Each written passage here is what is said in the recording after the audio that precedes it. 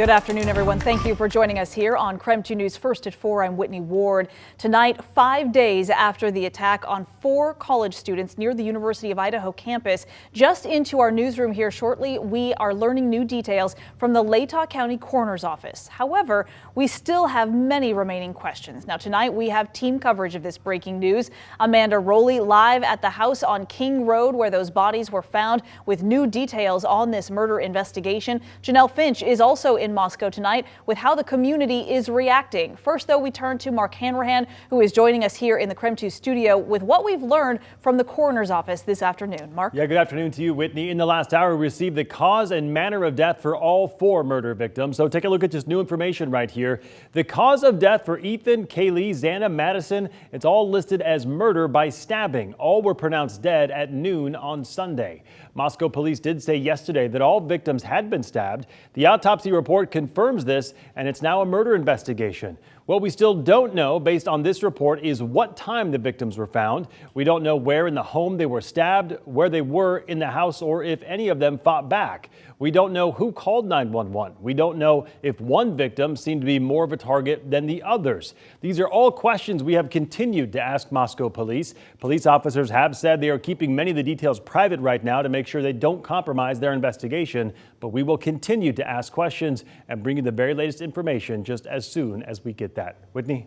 All right, Mark, thank you very much. Now, the bodies of 20-year-old Xana Kernodle, 21-year-old Madison Mogan, 21-year-old Kaylee Gonsalves, and 20-year-old Ethan Chapin were all found in a house just steps away from the University of Idaho campus. That was around noon on Sunday. Police have been keeping a lot of that information close, as we said, regarding this investigation.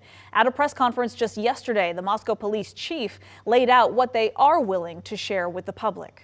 Well, police confirmed all 4 students killed by a knife. However, they have not recovered that weapon. They also confirmed the victims were the only ones in the house when the bodies were found. 2 other roommates, though, were home at the time. Police say they were not hurt. They also believe there was no forced entry into the home. They gave more details about the scene just yesterday. We're not 100% sure if the door was unlocked, but there was no damage to anything, and the door was still open when we got there. Moscow police now appealing to the public for additional information. They have set up a tip line for people to call if they have any information that may be relevant to this investigation. That number, as you can see right there on your screen, it is 208-883-7180. The Idaho State Police also say they have seen an increase in tips since their press conference just yesterday afternoon, asking for more information. We are not getting a ton of information from the new autopsy report that was just released here in the last hour. However, there has been a lot of activity at the crime scene itself today. For more on that, we are turning straight to our Amanda Rowley live in Moscow. And Amanda, what have you seen there today?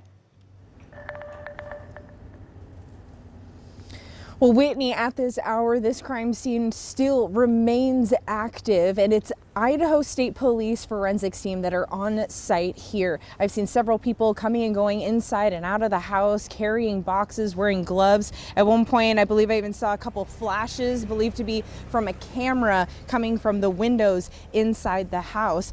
In fact, this afternoon, I did notice the back sliding door to the house was opened at one point today. We could see red markings stuck to the frame of the door. Now, Idaho State Police spokesperson Aaron Snell told me this afternoon it was believed that the potential suspect came through the sliding glass door. But again, there appeared to be no signs of forced entry. Now, he explained to me just a few hours ago what ISP's forensic team is working on at the scene right now. They're just kind of reassessing the house. They're going through it. They're looking for any potential additional evidence. They're collecting it. They'll take additional photos. I mean, they're kind of going over it. It's a large crime scene, and not that anything in particular was missed. However, it's always good to have another set of eyes go over things, especially of a crime of this magnitude. Now, we also confirmed today the FBI's Behavioral Analysis Unit is also assisting with the case. They do a variety of things, including crime analysis, create profiles of unknown offenders, offer investigative suggestions, and help with interview strategies. Now, ISP is also expecting an FBI command vehicle to arrive in Moscow to provide more workspace and additional resources for the investigation.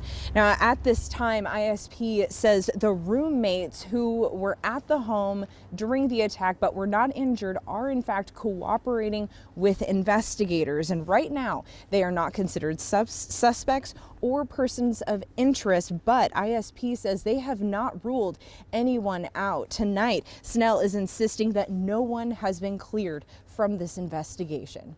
Reporting in Moscow, Amanda Rowley, KREM 2 News. All right. Thank you very much, Amanda. Students and families there in that area still having a lot of questions about these murders. Some have criticized Moscow police for not sharing more information sooner. We spoke with the former Pullman police chief, Gary Jenkins, who is now serving as the interim chief at WSU. He told KREM 2 today, this early in the investigation, law enforcement always has to be careful about what details are made public. Just trying to make sure that when detectives go out and interview people, it's based on what they know, not what they've heard on the news. And so it's really a balancing act for them, trying to release enough information so that if there is a potential threat, that the public can take precautions for that, but also at the same time not jeopardize a homicide investigation. Moscow police have walked back on claims that the community is safe after Sunday's stabbings. At yesterday's press conference, Chief James Fry in Moscow said they could not guarantee that there is no threat to the public. The department and other agencies have since stepped up patrols around the community. Our Janelle Finch is now live in Moscow with more on that. Janelle?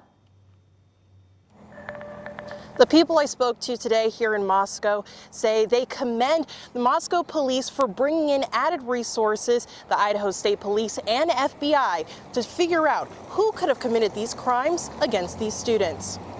Today on Facebook, the Moscow School District informed parents that Idaho State Patrol cars would be monitoring the area around its 7 schools as they are in town to support local police in finding who's responsible for 4 murders earlier this week.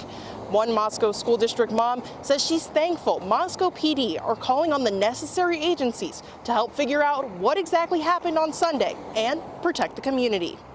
Being around town today, this morning, I noticed quite a few more law enforcement just out and about. I'm really grateful for them.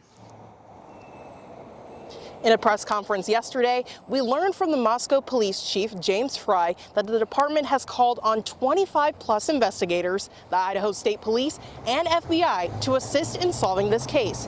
As we've mentioned, at this time, no suspect is in custody. The Moscow Police Department maintains that this was a targeted attack, and for that reason, the people I spoke to here in Moscow today say they don't personally feel threatened in the community. But still, the University of Idaho is telling people here to remain vigilant and share any and all information you can with Moscow Police. Live in Moscow, Janelle Finch, KREM 2 News. All right, Janelle, thank you very much. And we are continuing to track this news coming out of Moscow tonight. For all of our reporting so far on these deaths, you can go to KREM.com for our complete coverage